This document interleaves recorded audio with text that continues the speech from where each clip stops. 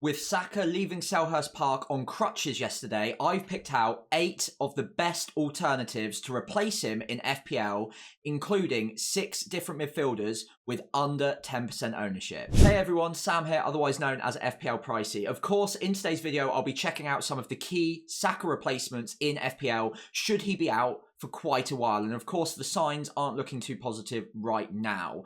If you enjoyed today's video, I'd really appreciate it if you're new around here to hit that subscribe button, to leave a like on the video. It really does help the channel grow and it helps me out personally quite a lot. In the meantime, let's talk about Bruno Fernandes. Now, this is in no particular order, so he's not necessarily my favourite of the picks, but I do think he is right up there. And although he's a bit of a steady Eddie pick and maybe is overlooked a little bit because he plays for Man United, they've been quite poor even recently under their new manager, Bruno Fernandes is still ticking along really nicely and with good data to boot as well. So 10 attacking returns already so far this season in just 17 game weeks. 4 of them are goals, so it is slightly skewed towards the assist threat, but the XG versus the XA data suggests that he's actually been a little bit unfortunate not to score a couple more goals. Now, that might be arguably because he's a subpar finisher, but I'll leave that down to your own personal interpretation. I believe at times he's been a little bit unlucky this season, and the data usually ends up reflecting the true returns over a long run average. That suggests to me that Bruno, despite his price at 8.4 million, is going to be good value for money over the upcoming fixture period. You look at the next 5 in particular, which, let's take a gamble and say Saka's out for the next 5, given that he left Selhurst Park on crutches. That seems like it could be the case. We obviously need to wait to hear more. But the next 5 are looking really good. You've got 3 decent home games in there that are absolutely fine for attacking returns, including 1 banker against Southampton at home, and then Wolves away in game week 18 as well. Although they got off to a winning start under their new manager today, that's still not a difficult fixture for Bruno to return in. So the data's good. He is a bit boring and he does get maybe a bit of stick as an FPL asset, but he is fairly consistent. And in this new system, he's playing more often than not in the more advanced number 10 role alongside Amad Diallo, who I've already got in my side, by the way. And if both of them are playing side by side in behind the striker, Bruno is taking up some very advanced roles. And the data over the last 2 game weeks especially has taken a real upward trajectory. And it's looking very promising for the next few game weeks. He's by no means the most exciting or flair pick that you could have as a Saka replacement, but he's a 90-minute man. He's on penalties, which is huge for FPL assets, as I'm sure I don't need to tell you. He's on a lot of the set pieces, and he's playing in a more advanced role in the new system with good fixtures. That ticks all the boxes for me, so it's whether or not I can get past the fact that he's playing for a Man United side that might be struggling a little bit at the moment. Now, honestly, if someone told me at the start of the season that Phil Foden would have 1 goal, 1 assist, come the end of December, I would have laughed at them. I cannot believe that this is a situation that Phil Foden has found himself in. He's obviously an incredibly talented player, and those kind of players don't just fall off the cliff at the start of a season. He's had problems, he's had his injury issues, and took a little while to get up to full fitness, and by the time he did, Man City themselves were struggling as a team pretty dramatically. So he hasn't really been on the agenda for FPL managers pretty much all season, and that's reflected in the ownership at just 3.9% ownership, and he's taken a dive down to 9.1 million. That's 4 price drops already this season. Phil Foden is owned by almost nobody at the moment. He finally scored his first goal of the season in game week 17 in what was yet another Man City loss. But the data itself is actually not that bad. 0.2 for XG per 90, 0.35 for XA per 90 combined. That's over half an XGI per 90. So he's getting 90 pretty much every game now. Considering Man City's other problems with injuries, you would think his minutes will be good over the next period. And he seems to be one of the players that's maybe slightly turning a corner for City at the moment. And if they are going to pick themselves back up, which, let's be honest, is quite interesting to see the decline for City, but you don't expect them to just be this bad forever. They're not going to lose every game through to the end of the season. They're still going to be challenging, depending how you define challenging, but they'll win games, they'll score goals, and players like Foden, Haaland, Kevin De Bruyne won't stay down for too long. And this run of fixtures over the next 5 game weeks and slightly beyond as well, especially with a starting point of Everton, Leicester, West Ham, and in fact, all the way through to game week 22 where they play Ipswich, meaning 2 promoted clubs in the next 5, none of them are red on the ticker. You've got to believe, surely, that Man City take a bit of an upward tick in the next few game weeks, do sort themselves out a little bit, and even if they are still a little under their normal levels, players like Phil Foden and Haaland as well are going to score goals, are going to get points in the next 5. Now, we could be sat here in another 5 game weeks after another 5 Man City losses thinking, what on earth is going on? But I do believe it's more likely that Man City are able to take points in these games. They're very capable of doing so. And Man City haven't just turned into an awful side overnight, nor has Phil Foden turned into an awful player overnight. So this is obviously a little bit of a swing in the dark. We don't know when they're going to turn the corner, and Phil Foden himself has not been a good FPL asset so far this season. But if you time it right, Phil Foden could be an explosive asset. He's obviously cheaper than Saka. You can get to him in one move with incredible fixtures. You've got to believe the X minutes are going to be decent, and the data's not bad either. And a lot of us, I think, are going to try and look for a way to go without Erling Haaland through what is a very good patch of fixtures. One way that might sit quite well with a lot of managers is having an alternative Man City attacker to cover off some of the goals that they might score over the next 5 fixtures. Now, obviously, he won't be a better FPL asset than Haaland over the next 5, but can he score a few and compete with him a little bit? Absolutely he can.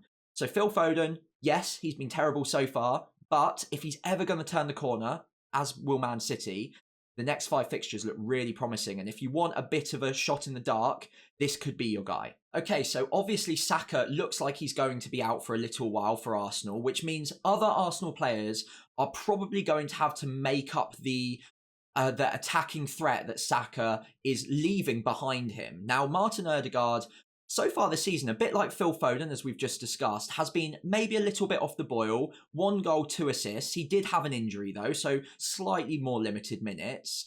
But no question about it, he himself has underperformed as an FPL asset so far. However, with Saka out, they're obviously going to have another right winger coming in. Maybe Gabriel Jesus can play down that side. You've got a few other options, maybe Martinelli, Trossard. But Ødegaard is definitely going to have to take a step up and probably be more of an attacking threat in central areas now that Saka's gone. Now, with the way that Arsenal have been building up, they had a nice little trio down the right-hand side of Ødegaard, Saka and Timber for quite a few weeks. That was paying dividends, but the one that was very much at the end of those attacks, more often than not, was Bukayo Saka. That's not going to be the case anymore. So if Ødegaard finds him in and around the outside of the box, which we know he can do, in those spaces, I think he could be a decent attacking threat. Now, the data itself isn't all that bad, 0.48 XGI per 90, combining XG and XA. So it's not terrible, and he has maybe underperformed on the data so far this season. But if you wanted to hold Saka through the upcoming fixture run, which, although there's a lot of yellow on the ticker there, I'd say from an attacking point of view, it's looking pretty promising. Ipswich is obviously a great entry point, but then afterwards, Brentford, Brighton, Spurs and Aston Villa, all 4 of those defences are leaky at the moment. Arsenal, you would expect to score 2 or 3 in most, if not all of those games. Ødegaard could absolutely play a central role in that, and now that Saka's out, Ødegaard could also be on penalties. We know they've shared them in the past. Saka has kind of taken them off of him in the last few weeks, maybe months, but Ødegaard, if Saka's out, probably is the next one in line to take them off of him. The minutes should be extremely good.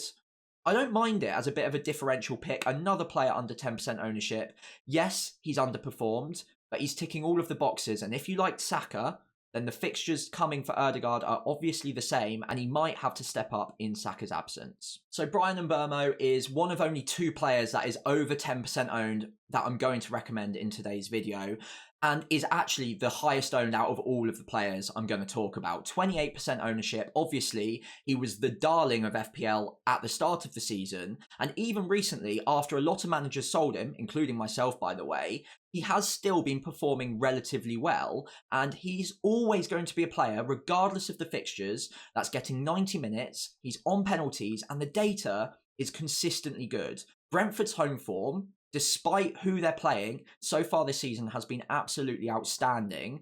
And yes, they've got 3 home games in the next 5, all 3 of which are red on the ticker. Arsenal, Man City, Liverpool. They're not easy games by any means. Maybe Man City won't be too bad given their current form. But given Brentford's form at home, I would honestly believe that they score in at least 2 out of 3 of those games, if not all 3. And if they do, it's either Wissa or Mbeumo, effectively, that are scoring the goal. So you've got a pretty decent chance of attacking returns from Mbeumo, even on those red fixtures. And when the other 2 are Brighton, who are very leaky at the moment, and Southampton in game week 20, where, because it's sandwiched by the Arsenal and the Man City Liverpool games, so many managers are going to have gotten rid of Mbeumo by that point. But you could have yourself what is a fairly low-owned Bryan Mbeumo against Southampton in game week 20 if you're willing to take a punt on him doing well in those tricky home games against Arsenal, Man City and Liverpool. And honestly, given what we've seen so far of him, 12 attacking returns including 10 goals, and the way Brentford go hell for leather at home at the G-Tech, I genuinely wouldn't be surprised if he did score goals in those games. And it is 3 million that you can take out of the Saka position, and you can invest elsewhere. So you could, for example, move Saka back to Mbeumo, of course, if you don't already own Mbeumo, and use that spare 3 million to upgrade a 4.5 million defender to Trent. And then you've got tons of value in your defence alongside what is a really reliable, consistent midfielder to go alongside, presumably, players like Salah and Palmer, who I'm not talking about today, but I'm kind of assuming that most people tend to own those players at the moment. So another couple of options who will be really appealing replacement alternatives for Saka will be 2 of the Liverpool boys, both Jota on screen and Luis Diaz. Now, Luis Diaz performed really well today, got good minutes against Spurs, got a couple of returns, obviously absolutely fantastic performance. Until now, or until recently at least, had been maybe a little bit off the boil and maybe not an asset that we've been looking at too closely, as opposed to start of the season when he was in red-hot form. Jota, almost the complete opposite, has been a player that managers have been more interested in recent weeks, knowing that he's come back from injury and the minutes have been building up. Now, obviously, he only got 22 minutes off the bench against Spurs today, which can be seen in one of 2 ways. It could be seen as a positive thing, knowing that he's had his rest now and he's got Leicester at home to come, and probably a good chance of a start in that game, knowing that Arne Slot does like to rotate 2 of those 3 forward options. Obviously, Salah looks pretty locked in, but the other 2 are very much up for grabs. And if Jota starts in that Leicester game, there are definitely points on the table there, especially considering the way Leicester are playing at the moment. Obviously conceded 4 against Newcastle and also conceded 3 today against Wolves. They are a very leaky defence, and Liverpool at home, if you've got a player in that forward line outside of Salah that starts the game and gets anything above 60 minutes, very, very tempting. So I understand why people would be going for either Diaz, who probably starts again, obviously great performance, but maybe not so secure, and Jota, who comes off the bench today, maybe a bit more fresh for the Leicester game, but long term, you just have no idea which one is going to start week in, week out. I would say out of the 2, Luis Diaz is probably the more secure for minutes, but Jota's data is equally very appealing, and you could lean the other way. Personally, whilst I'm talking about them in this video, and I don't want to put anyone off of them, I am a little bit scared off of both of them, given that expected minutes are very ropey and we've got midweek games to come in the next few game weeks. So trying to predict which of these players starts alongside Salah and gets the minutes can be really hard work. And when neither of them have penalties, neither of them really have set pieces either, whilst on their day can be amazing FPL assets, I'm just not sure I'm confident enough in either of them right now, knowing that not just their minutes for Leicester are going to be good, because they might be, but after that, come West Ham, Man United, all the way through to game week 22 and beyond, we just don't know which players are going to get the really good minutes. And when you've got alternatives that you can replace Saka with, who are on penalties, who are getting 90 minutes through this really busy fixture period, I'm just not that confident on it. But let me know in the comments below if you do like Jota, because there's been a lot of chatter about him recently. And Luis Diaz has definitely come back into the fray, considering his performance today as well. So it's always fun to throw in a bit of a flair differential, someone who is very overlooked at the moment, but is actually performing really, really well. And under 1% ownership, Ismaïla Sarr is undoubtedly the most differential of the 8 picks I'm going to recommend to you today. 0.7 ownership at 5.7 million, so it's a massive downgrade. You save tons of money from selling Saka to get to Sarr. Obviously, you're not expecting the same output. That would be absolutely insane. But the data so far this season is actually really good for Sarr. 0.35 XG per 90 is matching, if not slightly better than Saka's anyway. And the XA is not all that bad either. Up until recently, it was more about the expected minutes for Sarr. And also, of course, Crystal Palace weren't looking too strong. But barring the Arsenal defeat, in which Sarr scored an absolutely beautiful goal, by the way, they've actually been improved as of late. And the data for Sarr reflects a player that is far beyond a 5.7 million price tag. 4 goals, 3 assists so far, 7 attacking returns in what was until recently fairly limited minutes, much stronger on the underlying minutes now. And over the next 5 game weeks, there are some great fixtures in there. Yes, there's only 2 home games, one of which are against Southampton though. Bournemouth straight away, followed by Chelsea, Leicester and West Ham. There's definitely points on the table here for Crystal Palace assets. Unfortunately, Eze missed out. Otherwise, he'd probably be one of the players I recommend to you today. But even if Eze comes back in, at a cheaper price, Ismaïla Sarr could be the differential to maybe take some money out of that midfield. Possibly lets you strengthen in your forward line. A lot of the more expensive strikers are looking pretty tasty at the moment. Or you could maybe shift the funds into your defence and upgrade a 4.5 to a Trent, for instance. So there's plenty you can do with that money. And if you like Ismaïla Sarr as a objective 5.7 million pick, then I really don't mind just downgrading the Saka position if you think that he's going to be out for a while. Of course, you've got to know how you're going to get back to him later on down the line if you want to have that triple up in midfield.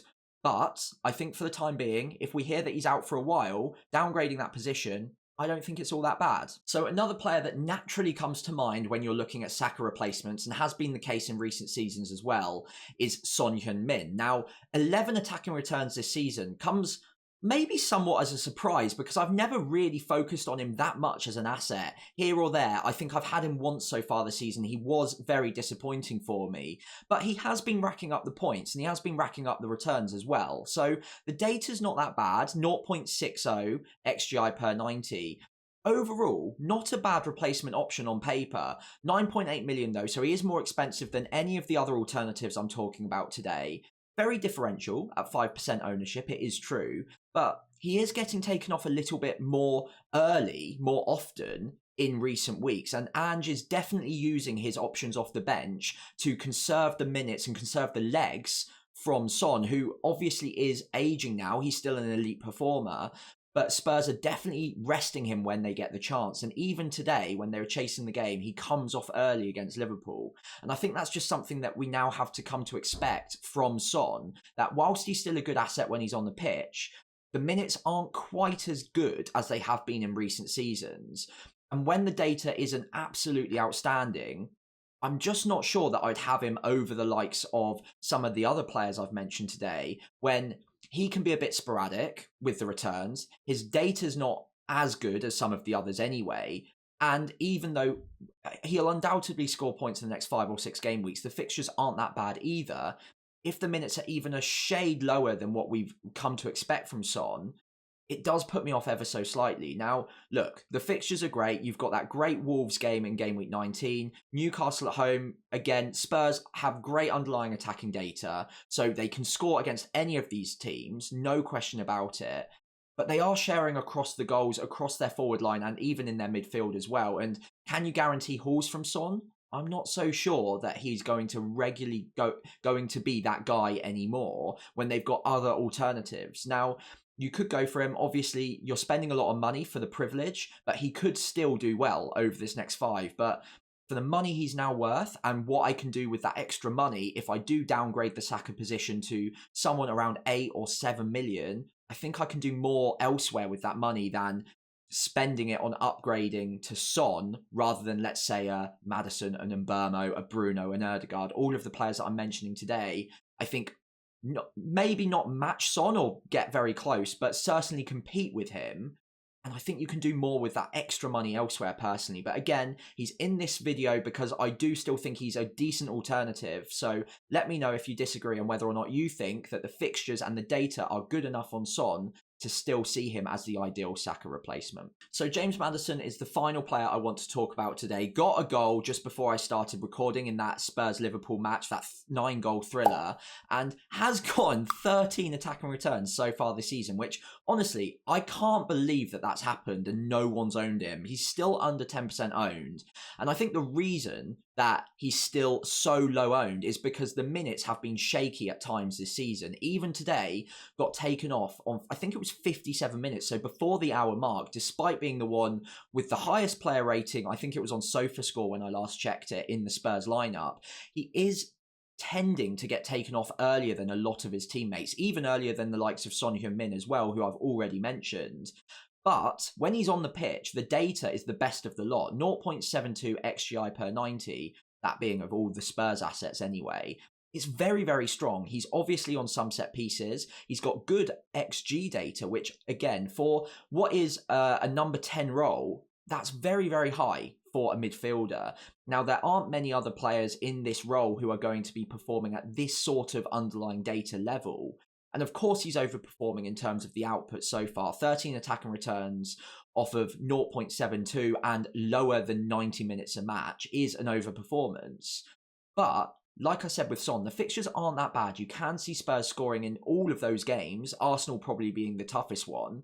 But all of those games, there are definitely goals there in the Spurs attack that we know are very, very potent. Even today, against the best or second best defence in the league so far this season, Liverpool, they still managed to score 3 times. So you kind of forget the fact that Spurs are leaky at the back. It doesn't really make a difference. It's how many goals they're scoring. And if Maddison is at the end of a lot of them, and as we've seen so far this season, he is, even if he gets taken off early, even with reduced minutes, he could still be a really interesting differential. And at over 2 million less than his teammate Son, that could be a nice little saving that, okay, you're banking on him getting something similar to Son in terms of attacking returns in less minutes at 2 million less, and you can spend that extra 2 million somewhere else, let's say in your defence or up front. Now, I think if I was picking between Maddison and Son right now, even with the minutes a little bit lower for Maddison, I think I'd go there. I think I'd take that chance that he still matches Son's output.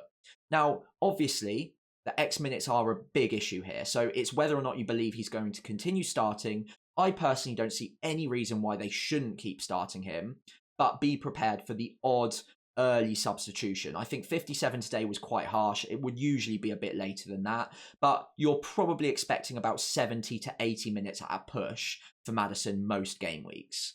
Now, I've recommended a lot of different players today.